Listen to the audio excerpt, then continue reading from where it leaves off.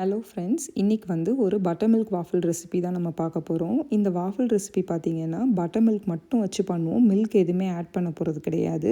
வெறும் butter milk மட்டும் வச்சு வாஃபிள் பண்ணிங்கன்னா வெளியில் நல்லா கிறிஸ்பியாகவும் உள்ளே நல்லா சாஃப்டாகவும் இருக்கும். இந்த ரெசிபிக்கு பார்த்திங்கன்னா 1/3 கப் ஆஃப் ஃப்ளோர் எடுத்துக்கோங்க. இதுக்கு எந்த மாவு வேணாலும் நீங்கள் யூஸ் பண்ணலாம்.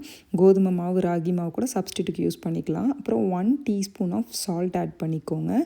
அப்புறம் 2 tablespoon of sugar add பண்ணிக்கோங்க. இதுக்கு ஜாகரி, ப்ரௌன் சுகர் எது வேணாலும் நீங்கள் யூஸ் பண்ணிக்கலாம். அதுக்கடுத்து பார்த்திங்கன்னா 1 டீஸ்பூன் ஆஃப் பேக்கிங் பவுடர். மற்ற ரெசிபியில் பார்த்திங்கன்னா tablespoon of baking powder use பண்ணுவாங்க. நான் வெறும் 1 டீஸ்பூன் தான் யூஸ் பண்ணுறேன். ஸோ இது நீங்கள் குழந்தைங்களுக்குமே நீங்கள் தாராளமாக கொடுக்கலாம். ஸோ இது எல்லாத்தையுமே ஒரு விஸ்க் வச்சு நல்லா கலந்து எடுத்துக்கோங்க. நல்லா கலந்ததுக்கப்புறமா இதுக்கு பார்த்திங்கன்னா பட்டர் மில்க் தேவை. இதுக்கு நான் யோகர்ட் எடுத்திருக்கேன். நல்லா க்ரீமியான யோகர்ட் 1 கப் எடுத்திருக்கேன். உங்களுக்கு நம்ம ஊர் தயிர் தான் இருக்குன்னா அதில் ஆல்ரெடி தண்ணி நிறையா இருக்கும். தண்ணி லைட்டாக வடிச்சிட்டு அதுக்கடுத்து 1 கப் அளவு எடுத்துக்கோங்க. இதை எடுத்துகிட்டு மைக்ரோவேவில் சூடு பண்ணிங்கன்னா பட்டர் மில்க் மாதிரி நல்லா ஃப்ளோயி கன்சிஸ்டன்சிக்கு வந்துடும். ஸோ 1 கப் அது அளவுக்கு எடுத்துக்கோங்க. எடுத்துக்கிட்டதுக்கப்புறமா இதில் கொஞ்சோண்டு வெனிலா எசன்ஸ் நான் ஆட் பண்ணுறேன். நீங்கள் எந்த எசன்ஸ் வேணாலும் ஆட் பண்ணிக்கலாம். உங்களுக்கு எந்த எசன்ஸ் பிடிச்சிருக்கோ அதை நீங்கள் இதில் ஆட் பண்ணிக்கோங்க.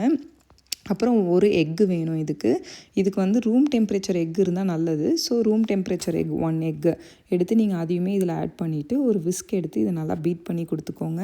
இதை கேக் பீட் பண்ணுற மாதிரி நல்லா அடிச்செல்லாம் பீட் பண்ண தேவையில்லை. நல்லா கொஞ்சம் கலந்து வந்தால் போதும். இது எல்லாமே மிக்ஸ் ஆகி வரணும், அவ்வளோதான்.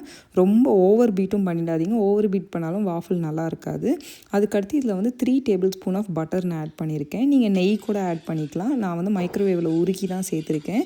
ஸோ நீங்களுமே மைக்ரோவேவ் நெய் இருந்தாலுமே உருக்கி சேர்த்துக்கோங்க. ஸோ அதையும் சேர்த்து இதில் கலந்து கொடுத்ததுக்கப்புறமா நம்மளோட ட்ரை இன்க்ரீடியன்ட்ஸ் எல்லாத்தையுமே இதில் ஆட் பண்ணிக்கணும். இதுதான் ரொம்ப இம்பார்ட்டண்ட்டான ஸ்டேஜ். இதில் பார்த்தீங்கன்னா நீங்கள் ஓவர் மிக்ஸ் பண்ணிடக்கூடாது. என்னை பார்த்தீங்கன்னாலே தெரியும், நான் ரொம்ப பொறுமையாக தான் மிக்ஸ் பண்ணுறேன். ஓவர் மிக்ஸ் பண்ணிட்டீங்க அப்படின்னா இதில் க்ளூட்டன் ஃபார்ம் ஆகிடும். க்ளூட்டன் இதில் கொஞ்சம் கூட ஃபார்ம் ஆகக்கூடாது. ஸ்டார்டிங்கில் பார்த்தீங்கன்னா அங்கங்கே மாவு தெரிகிற மாதிரி தான் இருக்கும். பட் ஒரு 2 டைம்ஸ் இல்லை 3 டைம்ஸ் நீங்கள் கலந்து கொடுத்தா போதும். அது எல்லாமே ஒன்று சேர்ந்து வந்துடும். என்னோடய மாவை பார்த்தீங்கனாலே தெரியும், அது ஜஸ்ட் கலந்து வந்திருக்கு அவ்வளோதான்னு சொல்லிட்டு இதுதான் கன்சிஸ்டன்சி. அதுக்கடுத்து ஒரு வாஃபிள் மிஷின் எடுத்து எல்லா சைடும் பட்டர் அப்ளை பண்ணிக்கோங்க. அப்ளை பண்ணி முடிச்சதுக்கப்புறமா இதை நல்லா க்ளோஸ் பண்ணி கூட ஒரு வாட்டி சூடு பண்ணிக்கோங்க. இது நல்லா ஹாட்டாக இருக்கணும். ஹாட் ஆனதுக்கப்புறமா ஒரு ஸ்பூன் ஒரு சைடுக்கு வைங்க. ரொம்ப டூ மச்சாகவும் வைக்காதீங்க. வச்சிங்கன்னா உள்ளே வேகிறது கஷ்டமாக இருக்கும். ஸோ இன்னொரு சைடு இன்னொரு ஸ்பூன் வைங்க. வச்சுட்டு இதை க்ளோஸ் பண்ணி நல்லா ஒரு 3 மினிட்ஸ்க்கு வேக விடுங்க.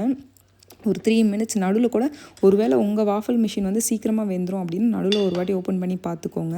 இதில் லைட்டு, மீடியமு, டார்க்குன்னு சொல்லி 3 செட்டிங் இருக்குது. இது இன்னும் கருப்பாக இருக்கணும், இன்னும் கலராக இருக்கணும் அப்படின்னா அது கொஞ்சம் ரொம்ப முருகலாக இருக்கும். அந்த மாதிரி வாஃபிள் ஒரு சில பேருக்கு பிடிக்கும். அந்த மாதிரி பிடிக்கும்னா நீங்கள் டார்க் செட்டிங்கில் ஹையில் வச்சு நீங்கள் பண்ணணும். மீடியமில் வச்சிங்கன்னா இப்போ எந்த மாதிரி நல்லா ப்ரௌன் கலரில் வரும். இது பார்த்திங்கன்னா வெளியில் கிறிஸ்பியாகவும் உள்ளே சாஃப்டாகவும் இருக்கும். எனக்கு இந்த மாதிரி செஞ்சால் தான் பிடிக்கும். ஸோ அதனால் நான் எங்கள் ஃபேமிலிக்கு இந்த மாதிரி தான் செஞ்சுருக்கேன். ஸோ நீங்களும் இந்த மாதிரி பண்ணணும்னா மீடியமில் வச்சு நீங்கள் இது பண்ணி எடுத்துக்கோங்க. ஸோ அதே மாதிரி மீதி இருக்க எல்லா மாவுக்குமே எல்லா சைடுமே ஒரு கரண்டி ஊற்றி நீங்கள் வேக வச்சு எடுத்துக்கோங்க. இன்னொன்று பார்த்தீங்கன்னா எல்லா வாட்டியுமே இதுக்கு பட்டர் அப்ளை பண்ணிவிட்டு நீங்கள் பண்ணிங்கன்னா ஸ்டிக்கி ஆகாமல் அது வெளியில் வந்துடும் ஈஸியாக எடுக்கிறதுக்கு.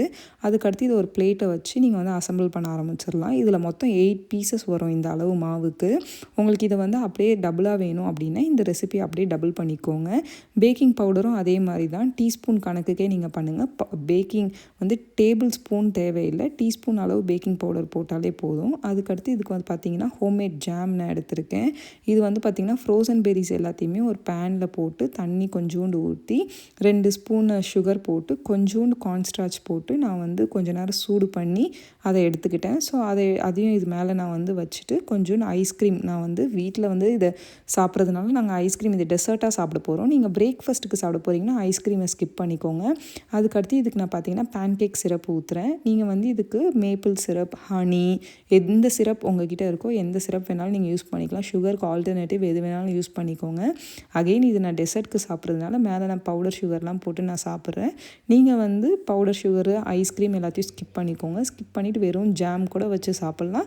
இல்லை மேப்பிள் சிரப், ஹனி கூட வச்சு சாப்பிட்லாம். அவ்வளோதான் இந்த ரெசிபி. இந்த ரெசிபி பிடிச்சிருந்துச்சுன்னா எனக்கு கமெண்ட்டில் சொல்லுங்கள்.